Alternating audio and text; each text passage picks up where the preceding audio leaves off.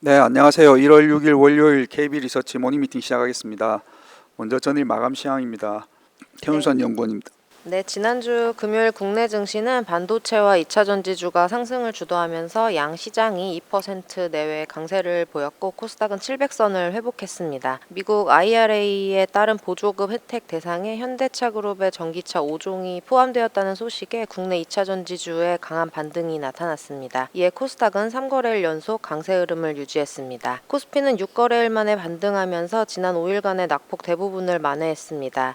외국인이 현선물 동반 순매수로 전환을 했고 특히 선물 순매수 규모는 약 1.1조 원으로 지난해 8월 이후 최대치였습니다. 코스피 반등은 연이은 하락에 가격 매력이 부각된 점 그리고 엔비디아 강세와 7일부터 시작되는 CES 기대감에 반도체주로 온기가 확산된 영향이었습니다. 중국발 훈풍도 상승 재료로 작용을 했습니다. 시진핑 주석이 신년사를 통해서 적극적인 경기 부양 의지를 강조하면서 정유와 엔터 등 관련주로 기대감이 유입이 됐습니다. 또한 상무부가 배터리 부품 제조 및 핵심 광물의 일부 공정기술에 대한 수출 규제 강화를 예고하면서 2차 전지 밸류체인이 전반적으로 강세를 나타냈습니다. 다음은 해외 증시와 FICC 시장 동향입니다.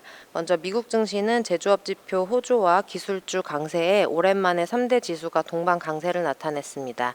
S&P 500은 1.26%, 나스닥은 1.77% 상승했습니다.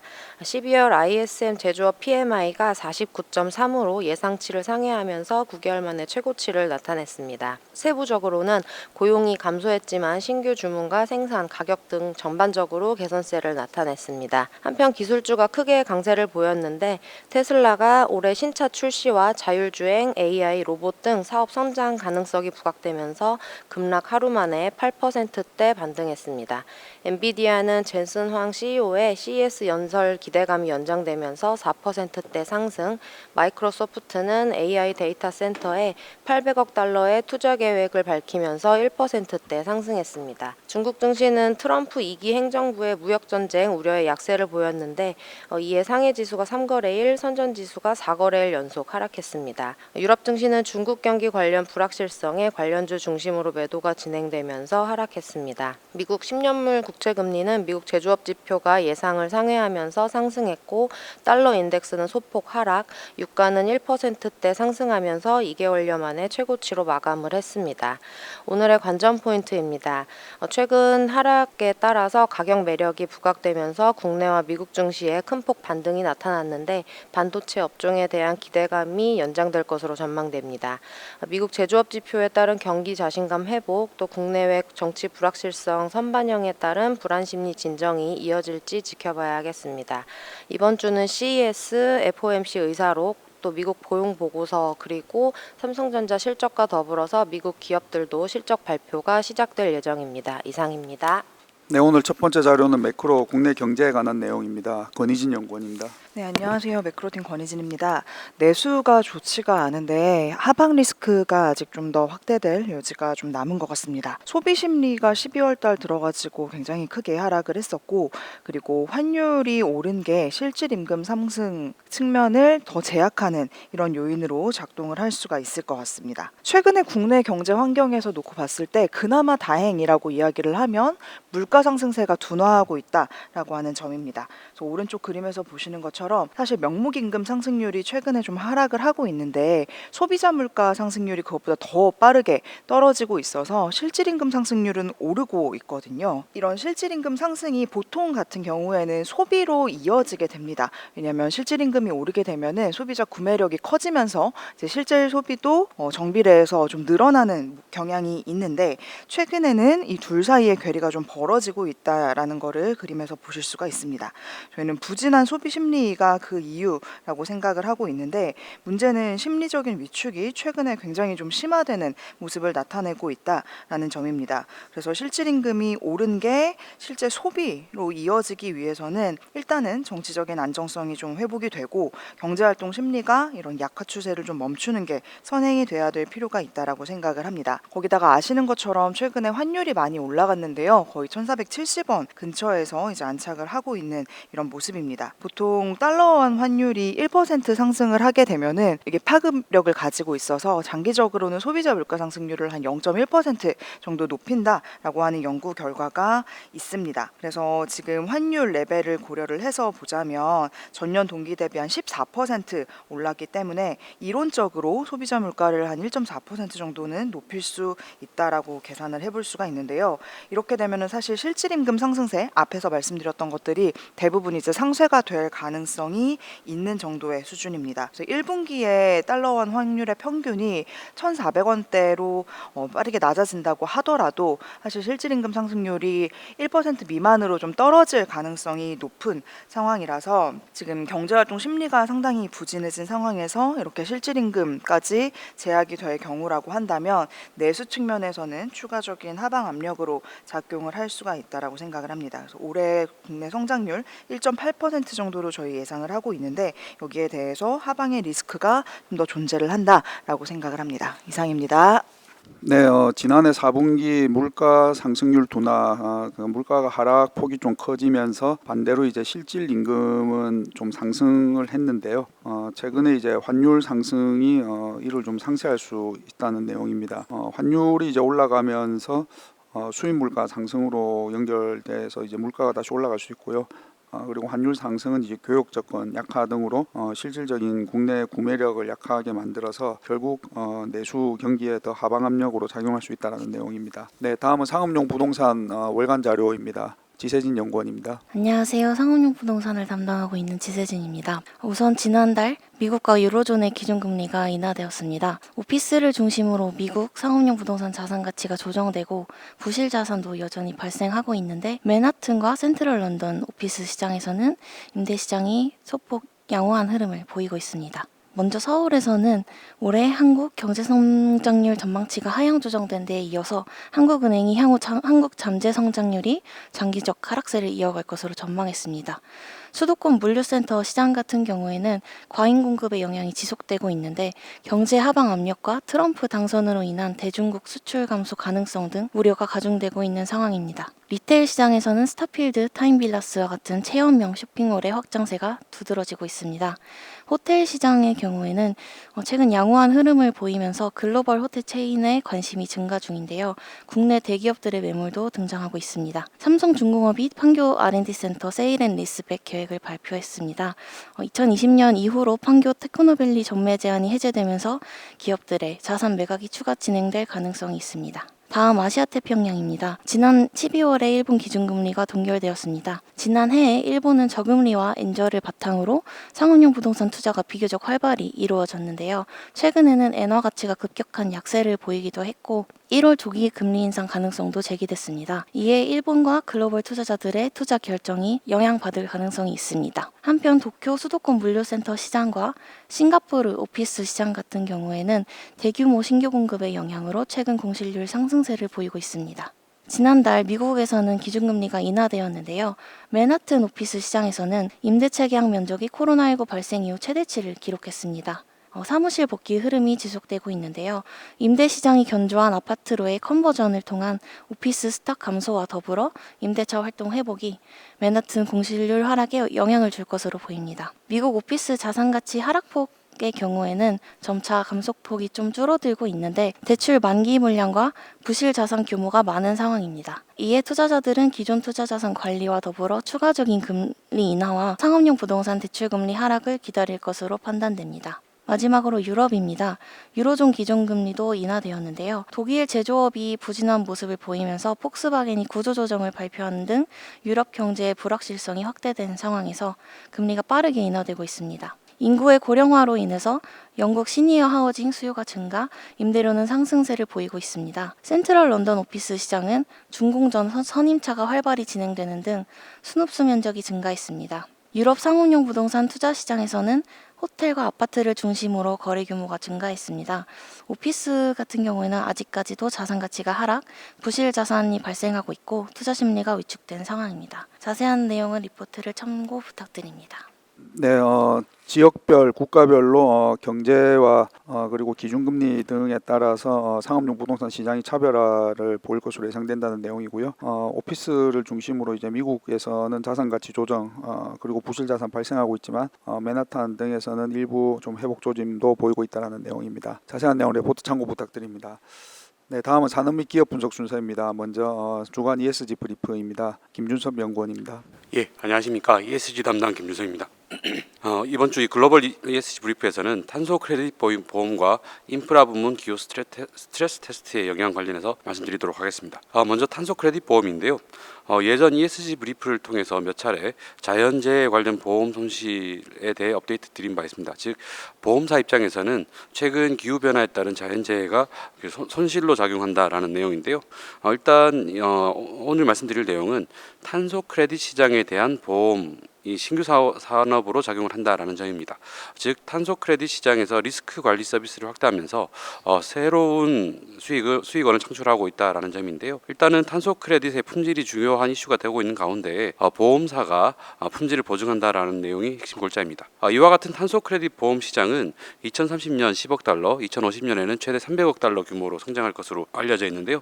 특히나 최근에 국제항공편을 대상으로 해서 탄소 상세가 의무화되는 등 규제가 강화됨에 따라서 보험업계가 상당한 큰 역할을 가질 것이라고 예상이 되고 있습니다. 기후 리스크로 인한 손실 증가라는 도전 속에서 탄소 크레딧 보험은 보험업계의 새로운 기회가 될 것으로 기대가 되는 부분입니다. 네, 다음은 인프라 관련입니다. 다음 전력 인프라나 도로망과 같은 인프라 자원에 대한 스트레스 테스트가 확대가 되고 있는데요. 지난주에는 이러한 흐름에 발맞추어서 EU가 이런 인프라에 대한 스트레스 테스트를 도입을 추진하고 있다라는 점이 알려졌습니다. 이와 같은 가운데 아시아 인프라 투자은행이나 글로벌 적응센터 같은 경우에는 지난해 아시아와 아프리카 지역의 지역 인프라 프로젝트의 기후 회복력 강화를 위한 파트너십을 체결하기도 했고요. 기후 변화의 물리적 리스크를 중요 쟁점으로 부각하고 있는 동향입니다. 향후 기후 변화 적응을 위한 인프라 투자가 화두가 되는 모습인데요. 이런 부분은 주요 투자 테마로 부상할 것으로 예상이 되고 있습니다. 기후 변화 관련해서 전 업종에 영향을 미치는 것으로 확인이 되고 있습니다. 자세한 내용을 리포트를 참고했으면 좋겠습니다. 이상입니다. 네, 기후 변화로 인해서 보험 손실이 증가하는 등으로 인해서 보험업계는 탄소 크레딧 보험이라는 새로운 사업 기회를 포착하고 있습니다. 한편 인프라 부분에서도 이제 기후 스트레스 테스트 도입을 추진을 이제 하고 있는데요. 이는 리스크 대응 강화라는 투자 테마로도 부상할 수 있다라는 전망입니다. 네, 다음은 삼성 SDI에 관한 자료입니다. 이창민 연구원입니다. ITLS 이창민입니다. 삼성 SDI 투자 의견 바이 유지하지만 목표 주가 32만 원으로 하향 조정하도록 하겠습니다. 전일 종가 기준 상승 여력은 29.6% 수준입니다. 4분기 실적 쇼크 예상을 하고 있습니다. 영업 적자 2,600억 원을 추정하고 있어서 컨센서스가 이제 영업 이익 1,280억 원이기 때문에 크게 하회할 것으로 예상을 하고 있습니다. ESS 배터리 업황은 당초 기대대로 양호한 상황입니다. 하지만 이제 소형전지 쪽 실적 부진은 3분기 이어서 지속이 되고 있고 유럽 EV 배터리 주요 고객 쪽에서 강도 높은 재고 조정이 나오고 있습니다. 고정비 부담 확대로 인해서 대규모 적자가 불가피할 것으로 전망을 하고 있고요. 또 지난 10월에 언론 보도된 바에 따르면은 이제 삼성 SDI 고객 스텔란티스 지프 19만 대 수준의 리콜이 발생했기 때문에 관련 비용을 또 5대5로 나눠야 될 것으로 예상을 하고 있고 또 CEO 교체 등을 고려했을 때 일회성 비용이 불가피할 것으로 예상을 하고 있기 때문입니다. 당분간 가시밭길이 예상됩니다. 4분기 실적 부진으로 안 끝나고 1분기까지도 이러한 부진한 흐름이 지속이 될 걸로 전망을 하고 있기 때문입니다. 미국 같은 경우 이제 트럼프 대통령이 당선이 되면서 우려가 기존에도 있었지만 유럽마저도 수요가 시성이 낮아진 게 좀 아쉬운 부분입니다. 25년에 시행 예고되었던 탄소 배출 규제 완화가 유럽 완성차 업체들이 그런 전기차 생산을 서둘러야 할 니즈 약화로 이어지고 있습니다. 완화가 예상이 되고 있기 때문이고요. 다만 이제 노스볼트 같은 경쟁 업체들이 파산이 되고 있어서 경쟁 강도 완화가 나타나고 있기 때문에 기술력 뒷받침되는 삼성 SDI가 중장기적으로는 시장의 승자가 될 수 있을 것으로 전망을 합니다. 이상입니다. 삼성 SDI에 대한 투자 의견 바이는 유지하지만 목표 주가를 32만 원으로 하향을 합니다. 4분기 실적은 매출액 3.19조 원으로 전년 동기 대비 43% 감소, 영업 적자 2,590억 원으로 적자 전환되어서 컨센서스인 영업이익 1,279억 원을 크게 하회할 것으로 예상이 됩니다. 배경으로는 배터리의 부진과 일회성 비용 등으로 판단이 됩니다. 당분간은 실적 부진이 1분기까지도 지속될 것으로 전망이 됩니다. 미국 그 기존에 우려가 많았던 이제 트럼프 정책에 따른 미국의 유럽향 수요 가시성마저 낮아진 점이 이제 배경이고요. 다만 노스볼트 등 경쟁업체들 파산으로 중장기적으로는 경쟁 강도 완화는 좀 긍정적으로 판단한다는 내용입니다. 네, 다음은 자동차 업종 현대차 그룹 12월 판매에 관한 내용입니다. 강성진 연구원입니다. 안녕하세요. 자동차 담당 강성진입니다. 12월 현대차 그룹 판매 실적에 대해 말씀드리겠습니다. 12월 현대차 그룹 자동차 판매는 예상을 5.2% 하회했고 현대차가 조금 부진한 모습을 보였습니다. 전년 동월 대비 판매 대수는 현대차가 3.8% 줄어들어서 저희 전망을 8.4% 하회했고 기아는 11.8% 늘어서 저희 전망에 대체로 부합했습니다. 저희는 최근 자동차 업계에서 가장 중요한 변화가 자율주행 개발에서의 격차 확대라고 보고 있습니다. 미국과 중국은 자율주행 개발을 촉진하는 정책들을 경쟁적으로 내놓고 있습니다. 테슬라는 지난 10월 실적 발표 시 올해 초에 캘리포니아와 텍사스에서 로보택시 서비스를 시작할 거다라고 밝혔고요. 최근 웨이모는 자율주행차 적용이 어려운 것으로 알려져 있는 마이애미에서 로보택시 서비스를 시작해서 기술적인 자신감을 보였습니다. 반면 레거시 업체 중에서는 크루즈라는 이름으로 로보택시 상용화에 가장 빠르게 접근하던 GM이 최근 크루즈 사업을 중단하기로 해서 매우 대조적인 모습을 보였습니다. 저희는 향후 자율주행 기술이 전기차 가성비에 절대적 영향을 미치게 될 것을 보기 때문에 자율주행 기술 개발의 격차가 주가에 중요한 영향을 미치게 될 것으로 판단합니다. 기타 자세한 판매 데이터 내용은 저희 자료를 참조해 부탁드립니다. 감사합니다.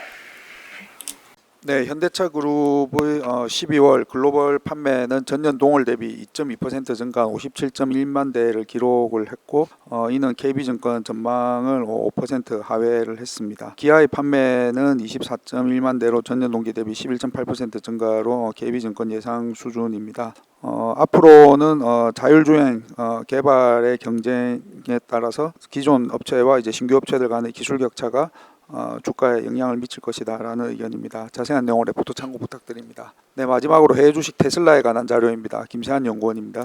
안녕하세요. 미국 주식 종목 담당 김세한입니다. 최근에 테슬라의 주가가 굉장히 변동성이 높아졌는데요. 지난 목요일에는 차량 판매량 부진으로 6% 정도 하락을 했다가 금요일 또 8% 반등하면서 높은 변동성을 이어가고 있습니다. 일단 테슬라는 여전히 선도적인 첨단 기술, 자율주행이나 휴머노이드, 로봇 같은 청사진을 제시하고 있지만 이 사업이 아직까지는 상용화나 법적 요인 등으로 다소 시간이 좀 재무에 반영되기까지는 걸리는 불확실성이 존재하기 때문에 현재 주가는 여전히 전체 매출의 75%를 차지하고 있는 전기차 판매를 기반으로 계산할 수밖에 없는 상황이긴 합니다. 테슬라의 지속적인 차량 가격 인하 그리고 금융 인센티브 등으로 인한 판매 둔화가 지속적으로 이어지면 실상 지금 현재 113배에 달하는 주가 멀티플은 포트폴리오의 변동성 증가로 이어질 수 있기 때문에 저희는 기존에 제시한 운용 비중 축소 의견을 일단은 유지를 하도록 합니다. 일단 예상보다 낮은 차량 인도량이 나타났습니다. 이번에 4분기 차량 인도량은 49만 5천 대 수준으로 전년 동기 대비는 2.3% 소폭 증가했지만 시장 예상치는 웃돌지는 못했습니다. 주가만 놓고 본다면 일단 지금 테슬라의 주가가 상승하기 시작한 부분이 대선 이후에 한 60% 정도 증가를 했습니다. 이전 대선에서 이제 강한 성장을 보였던 친환경 ETF와 조금 비교를 해보면 주가가 조금 비슷한 모습으로 나타나고 있지만요. 여기서 중요한 건 이제 이익이 이어지느냐 그 문제죠. 친환경 ETF 같은 경우는 이익 수준이 유지되지 못했기 때문에 약간 현재까지 주가가 조금 빠지는 부분이 있지만 테슬라가 지금 이렇게까지 가지는 않을 거라고 보고 있습니다. 왜냐하면 워낙 좋은 청사진을 제시를 하고 있고 많은 기술들을 또 지금 현재 내놓고 있습니다. 하지만 최근에 이 EPS를 지지하기 위한 마진 감소가 일단은 테슬라의 주가에는 부정적인 영향인 건 맞습니다. 공격적인 차량 가격 인하로 인해서 거의 차량 가격이 고점 대비는 한 26% 정도 지금 인하를 해서 팔고 있고요. 금융 인센티브도 1% 저금리 대출을 지금 이어주고 있기 때문에 이러한 부분은 영업마진 감소로 이어지면서 EPS 부분은 지금 현재 지지가 되지 못하고 있습니다. M7 종목 중에서 한번 비교를 해보면 일단 테슬라의 12개월 포워드 ROE 같은 경우는 11.2%로 시장의 절반 수준인 반면 PE 멀티플은 거의 113배로 시장 평균 22배를 굉장히 크게 상회하고 있습니다. 향후 이익 성장성을 반영한 주가도 테슬라는 시장과 그리고 비교 기업 대비 굉장히 높은 편이기 때문에 저희는 향후에 이제 신형 모델이나 자율주행, 로봇택시 등이 상용화가 돼서 이게 이제 재무에 반영되기 시작하기 전까지는 아직은 조금 주가가 높은 수준이라고 판단을 하고 있습니다. 자세한 내용 리포트를 참고해 주시기 바랍니다. 예, 테슬라의 주가가 큰 변동성을 보이고 있습니다. 미국 대선 이후에 주가 상승은 향후 이제 사업들에 대한 기대로 인해서 이제 그 멀티플 상승이 주로 이끌었는데요. 반면에 이제 그 실적은 지금 뒤따라오는 것은 좀 늦으면서 시차가 지금 발생하고 있는 상황입니다. 따라서 이런 변동성이 당분간은 크고 실적을 바탕으로 해서 봤을 때는 좀 고평가된 부분이 있는 것 같습니다.